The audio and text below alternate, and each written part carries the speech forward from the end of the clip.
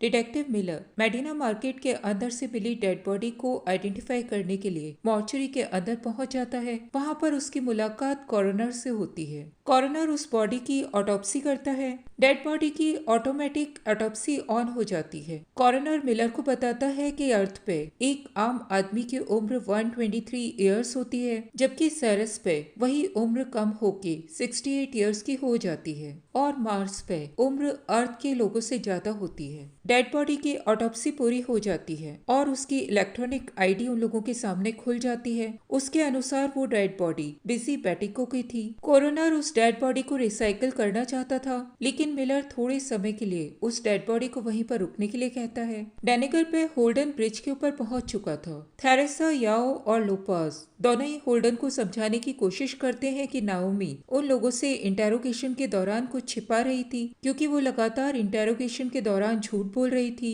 उन लोगों को ऐसा लगता था कि नाओमी जरूर ओपीए की स्लीपर सेल एजेंट थी। कैप्टन याओ होल्डन को समझाने की कोशिश करती है कि मार्स का कैंटेबरी के ऊपर हमला करने में कोई भी हाथ नहीं था और वो इसके लिए होल्डन को अपने स्टेटमेंट को चेंज करने के लिए इंसिस्ट करती है। होल्डन अपने स्टेटमेंट को चेंज करने से मना कर देता है। डॉनेगर की पायलट तभी उन लोगों को बताती है कि एक अनजान मिस्टीरियस वेसल उन लोगों के डॉनेगर की तरफ मूव कर रही थी। थेरेसा उस वेसल को वार्निंग देती है, लेकिन वो वेसल डॉनेगर को जैम करने लग जाती है। कैप्टन थेरेसा याओ को ऐसा लगता है कि वो मिस्टीरियस वेसल नाओमी के कारण वहां पर आ चुकी थी। वो मिस्टीरियस वेसल अचानक ही 6 छोटे छोटे वेसल्स में बढ़ जाती है और उसमें से टॉर्पेडो की फायरिंग शुरू हो जाती है। सर्वाइवर्स जिस कैबिन के अंदर थे वहां की ब्लू लाइट ऑन हो जाती है। एलेक्स ब्लू बैटल लाइट को ऑन होते हुए देखता है और उन सभी लोगों को अपने आप को चेयर पर बैठकर टाइट बांध लेने के लिए कहता है। एलेक्स उस ब्लू बैटल लाइट के बारे में सभी लोगों को वार्न करता है और वो सभी लोग सेफ्टी के लिए अपनी अपनी चेयर्स पे बैठ के अपने आप को टाइटली बांध लेते हैं। अर्थ के ऊपर एवासराला कैंटेबरी के सर्वाइवर्स यानी कि जो हमारी 5 लोगों की टीम है,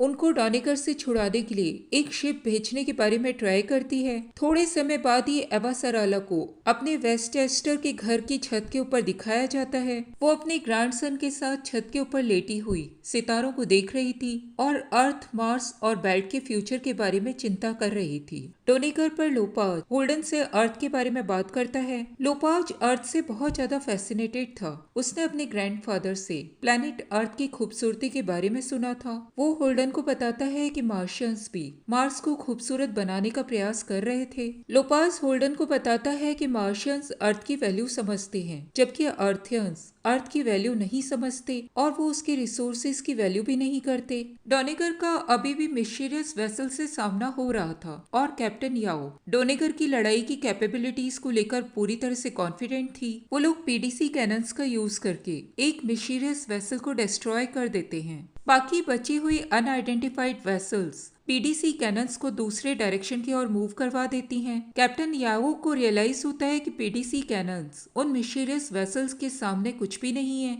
उन मिस्टीरियस वेसल का सामना नहीं कर पाएंगी। उसे महसूस हो चुका था कि मिस्टीरियस वेसल्स के पास बहुत हाईली एडवांस टेक्नोलॉजी के वेपन्स हैं। कैप्टन याओ पायलट्स को शॉर्ट रेंज रेल गन्स का यूज करने के लिए कहती है। इधर सेरेस स्टेशन में इलेक्ट्रॉनिक आईडी को यूज करके मिलर बेसी के अपार्टमेंट बिल्डिंग में पहुंच जाता है। वहां पर उसका सामना एक स्लिंगशॉट क्लब से होता है, जो लोग इलीगल एक्सट्रीम स्पोर्ट्स को प्रैक्टिस कर रहे थे। मिलर को वहीं पर एक टीवी स्क्रीन पर एक स्लिंग शॉटर की प्रोग्रेस रिपोर्ट दिखाई देती है। सभी लोग बैठकर उसकी प्रोग्रेस को मॉनिटर कर रहे थे। मिलर को वहीं पर खड़ा हुआ एक आदमी बताता है कि वो आदमी जो कि स्क्रीन पे दिखाई दे रहा था वो बिजी बेटिको था। एक और स्टेशन को यहाँ पर इंट्रोड्यूस किया है, जो है टाइको स्टेशन। टाइको स्टेशन फ्रेड जॉनसन के कंट्रोल में था। टाइको पे एक बहुत बड़ी शिप नोवो को कंस्ट्रक्ट किया जा रहा था। फ्रेड जॉनसन उस ऑपरेशन का हेड था। फ्रेड नोवो में मॉर्मोन्स के एक पूरे ग्रुप को 100 साल के लिए कहीं पर भेज रहा था। मॉर्मन और फ्रेड एक साथ ट्रेवल कर रहे थे।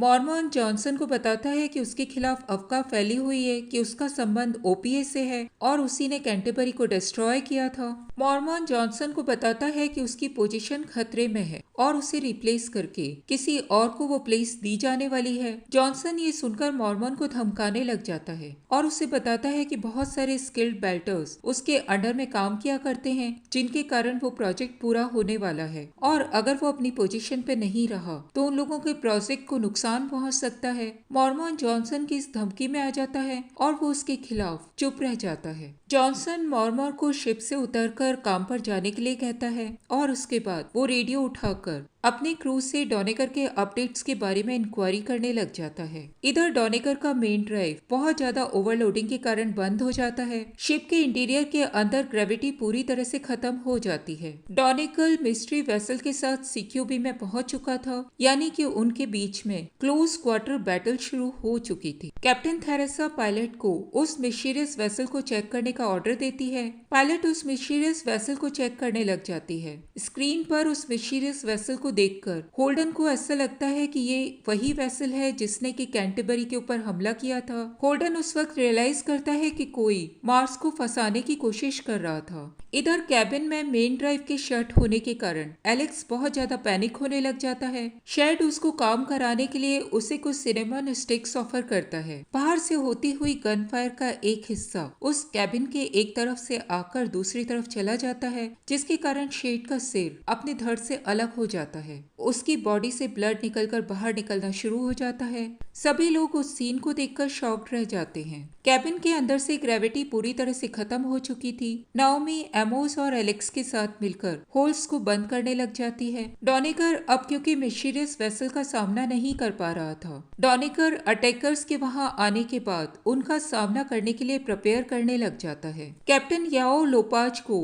होल्डन को वहां से ले जाने के इंस्ट्रक्शन देती है। वो जानती थी कि होल्डन ये सब चीजें अपनी आंखों से होते हुए देख रहा था और वो इस बारे में बाहर जाकर लोगों को बता सकता था। कैप्टन याओ लोपास के हाथ में होल्डन की बॉडी में लगाने के लिए एक चिप भी दे देती है। होल्डन अपने दोस्तों के बिना वहां से जाने के लिए तैयार नहीं होता। होल्डन को बाहर निकलने के लिए सूट पहना दिया जाता है। लोपाज होल्डन बहुत सारे मार्शियंस के साथ बाहर निकल जाते हैं। अटैकर्स तब तक डॉनेकर के ऊपर पहुंच चुके थे। दोनों पार्टीज के बीच में फायरिंग शुरू हो जाती है। होल्डन मौके का फायदा उठाकर वहां से अपने दोस्तों की तरफ चला जाता है। रास्ते में होल्डन को एक घायल मिस्टीरियस सोल्जर दिखाई देता है। उसके वेपन्स को देखकर होल्डन को रियलाइज होता है कि ये बहुत ज्यादा एडवांस टेक्नोलॉजी के वेपन्स हैं। लोपाज भी तब तक वहां पर पहुंच जाता है। लोपाज उस सोल्जर से बात करने लग जाता है, लेकिन तभी वो सोल्जर मर जाता है। लोपाज उस वक्त होल्डन से कहता है कि उसे महसूस हो रहा है कि फीबी स्टेशन पे जो कुछ भी हुआ था उसमें इन्हीं अटैकर्स का हाथ था।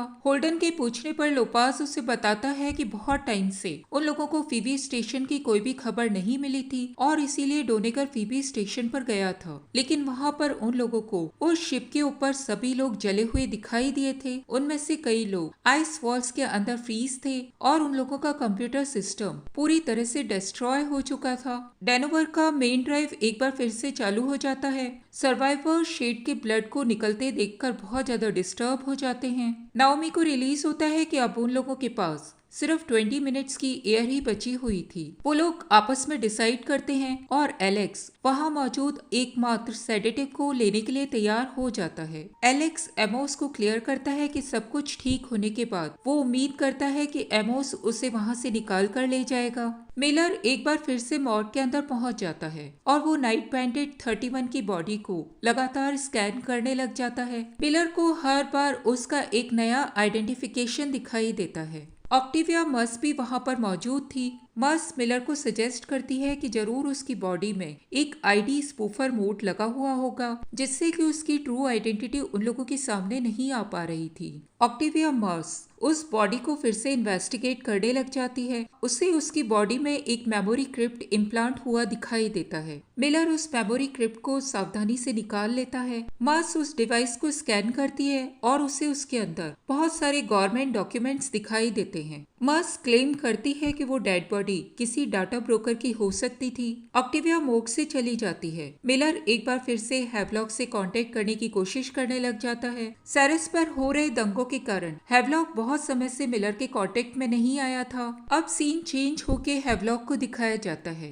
हैवलॉक अभी भी जिंदा था और उसके रेडियो पर मिलर का मैसेज ब्रॉडकास्ट हो रहा था। ब्रॉथल मैडम की नजर हैवलॉक के ऊपर पड़ जाती है। इधर डोनेवर के ऊपर लोपास और होल्डन दोनों ही नाओमी, एमोस और एलेक्स को भी उनकी सेल के अंदर से निकाल लेते हैं। वो लोग उन लोगों को क्लियर करते हैं कि उन लोगों को यहाँ की पूरी सिचुएशन बाहर जाकर सब लोगों के सामने रखनी होगी। वो सभी लोग लोपास को बताते हैं कि वो लोग जरूर सबके सामने क्लियर कर देंगे कि मार्स का कैंटेबरी को डिस्ट्रॉय करने में कोई भी हाथ नहीं था। एमोस एलेक्स को लेकर हैंगर बे की ओर दौड़ जाता है। एमोस के पैर में गोली लग जाती है, लेकिन फिर भी वो किसी तरह से एलेक्स के साथ टाकी तक पहुंच जाता है। नाओमी और होल्डन भी किसी तरह से हैंगर बे से होते हुए टाकी तक पहुंच जाते हैं। लोपास भी उन लोगों को कवर फायर देता हुआ टाकी के अंदर पहुंच जाता है, लेकिन वो इस बीच बहुत बुरी तरह से घायल हो चुका था। कैप्टन याओ को सभी लोगों के सेफली टाकी तक पहुंचने के बारे में पता चल जाता है और वो बटन दबाकर डॉनिगर को पूरी तरह से डिस्ट्रॉय कर देती है। लोपास टाकी का फुल ऑपरेशनल असेस एलेक्स और उसके साथियों को दे देता है। लोपास की इसके बाद डेथ हो जाती है। एलेक्स टाकी को हैंडल करते हुए बहुत ज्यादा घबरा रहा था। वो किसी तरह से